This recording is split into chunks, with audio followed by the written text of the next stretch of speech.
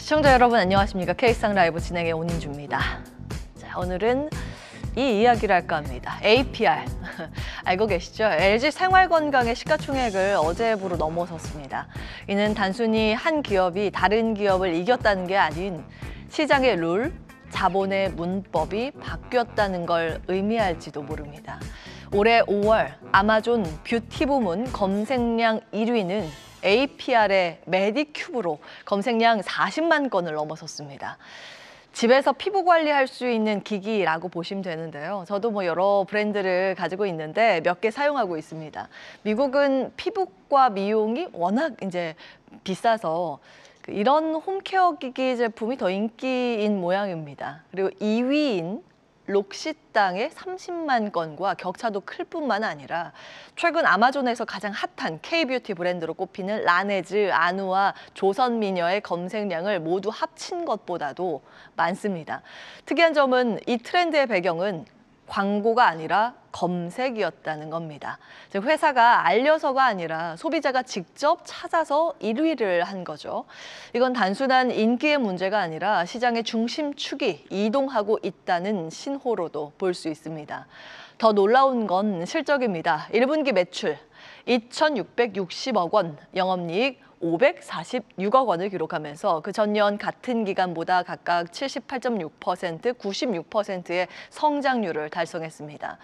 미국 본격 진출은 1년도 채 안 됐고 유럽, 일본은 아직 예열 단계입니다. 그런데도 이미 LG 생활건강을 시가총액 기준으로 넘어섰다는 것, 시장의 선호가 종합 포트폴리오가 아니라 브랜드 집중도로 옮겨가고 있다는 결정적 장면입니다.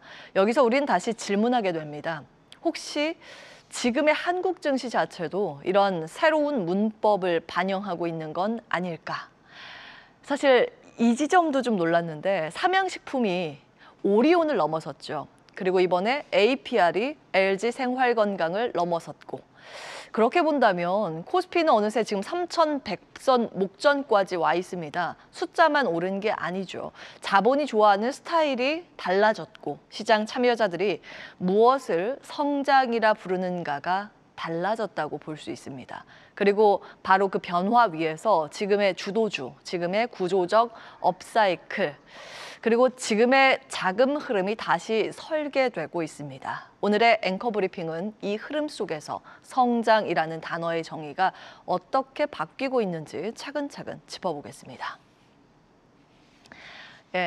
기억하시죠? 3,000선 가기 바로 전날인 지난주 목요일에 3,000선이 문제가 아니라 이제 3,100선을 바라봐야 한다는 점을 짚어드렸습니다. 이 화면이 그 당시에 보여드렸던 화면 그대로입니다. 바로 그 지점이 코스피 후행 PBR 1.05배에 해당하는 구간이었죠. 그리고 오늘 장중에 잠깐 그 문턱을 기록하기도 했습니다. 이제 질문은 바뀝니다. 여기서 쉬어갈 것인가 아니면 그 너머를 준비할 것인가. 코스피는 지난주까지 최근 4주 중에 3주가 4% 이상 상승했습니다. 다음 자료 보실까요? 이건 2001년 IT 버블 이후 처음 있는 일입니다. 무려 24년 만의 기록이죠. 금융위기도 코로나 반등 때도 이러한 각도로 코스피가 오르지 않았습니다. 비교를 위해서 가장 최근 있었던 코로나 회복기 때 등락률을 기입해봤습니다. 한 주 급등하면 한 주는 속도 조절하는 이런 패턴이 당시에 반복이 됐습니다. 한 주간으로 보면 물론 지금보다 상승폭은 더 컸습니다만 한 주 한 주 꾸준히 4% 이상 연속적으로 고르게 올랐던 적은 최근래에 없었습니다. 24년 내에 없었습니다. 이 숫자는 단순한 회복이 아닌 신뢰의 복원일 수 있다는 얘기입니다. 중동 이슈도 간략하게 보겠습니다. 미국과 이란이 서로 합을 맞춘 듯한 대응을 하더니 오늘 우리 증시 개장 전 트럼프 대통령이 이스라엘, 이란이 완전한 휴전에 합의했다고 발표했습니다. 아직 양측의 공식 발표는 없지만 시장은 사실상 중동발 불확실성은 증시 불안의 수면 아래로 내려갔다고 받아들이는 분위기입니다. 연준 인사들의 비둘기적 발언도 증시에 지금 긍정적인 영향을 주고 있습니다. 다음 보실까요? 월러 이사에 이어서 미셸 보우먼 이사까지 7월 금리 인하 가능성을 언급했습니다. 그간 매파적 발언을 했던 인물인데요. 고용 리스크를 이유로 입장을 바꿨습니다. 하지만 바로 다음 페이지는 관세입니다. 7월 9일이면 관세 유예가 종료되죠. 시장 전체가 완전히 뒤집힐 만큼의 충격은 아닐지라도 이슈 재점화라는 불쏘시개 정도는 될 수 있겠습니다. 눈치 빠른 자금일수록 지금은 흐름을 재점검할 시간이라는 거죠. 그렇다면 그 자금은 지금 어디를 보고 있을까요? 바로 한국이라는데 전 세계가 초점을 맞추고 있는지도 모르겠습니다. JP모건은 최근 리포트에서 한국 주식시장의 비중 확대 의견을 재확인했습니다.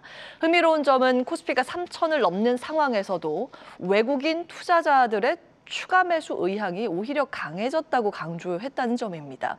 코스피 목표 밴드를 베이스로는 3,200, 상단으로 3,500, 하단은 2,700으로 제시했습니다. 선호 섹터도 꽤 구체적으로 제시했는데요. 반도체, 금융, 방산, 지주사, 그리고 화학, 소비재, K컬처까지.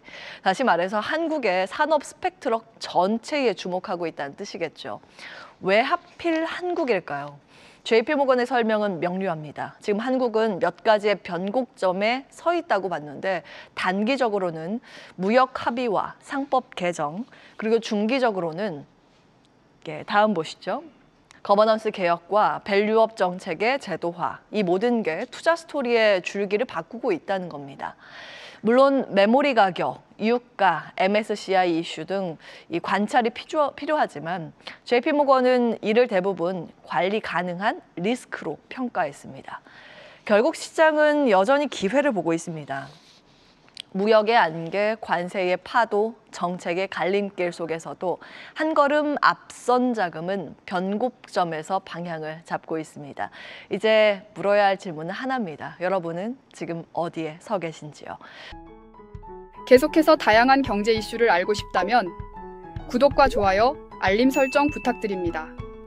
AI 캐스터 권미정이었습니다.